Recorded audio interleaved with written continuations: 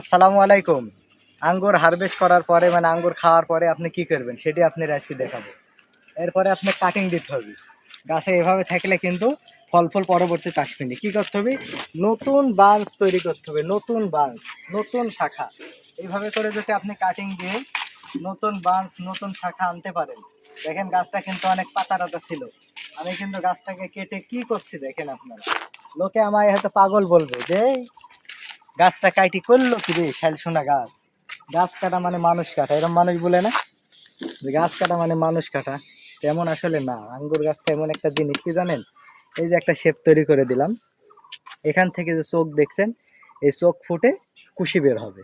এই চোখ ফুটে যে কুশি বের হবে, এই কুশির পরে তখন ওগুলো কিন্তু নতুন সতেজ বাঞ্চ হবে।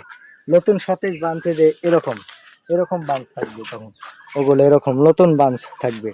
আর নতুন বাঞ্চে চোখ থাকবে নতুন, এই যে চোখ দেখা যাচ্ছে না, এই চোখ নতুন চোখ থাকবে। এই চোখ থেকেই তখন যখন আপনি জানুয়ারি মাসে এইভাবে কাটিংটা দিবেন, জানুয়ারি মাসে গিয়ে যখন এই কাটিংটা দিবেন, তখন আপনার গাছে ফল ফুল অনেক বের হবে আশা করছি। তাই আপনার আঙ্গুর খাওয়ার পরপরই আপনার গাছগুলোকে এইভাবে কাটিং করে দেন।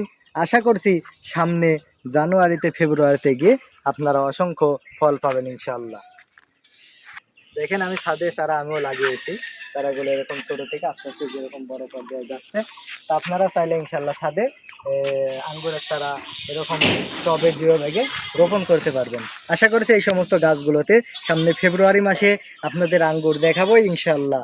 আজকে পর্যন্তই, দেখা হচ্ছে পরবর্তীতে অন্য কোনো ভিডিও নিয়ে। আসসালামু আলাইকুম ওয়া রাহমাতুল্লাহি ওয়া বারাকাতুহু।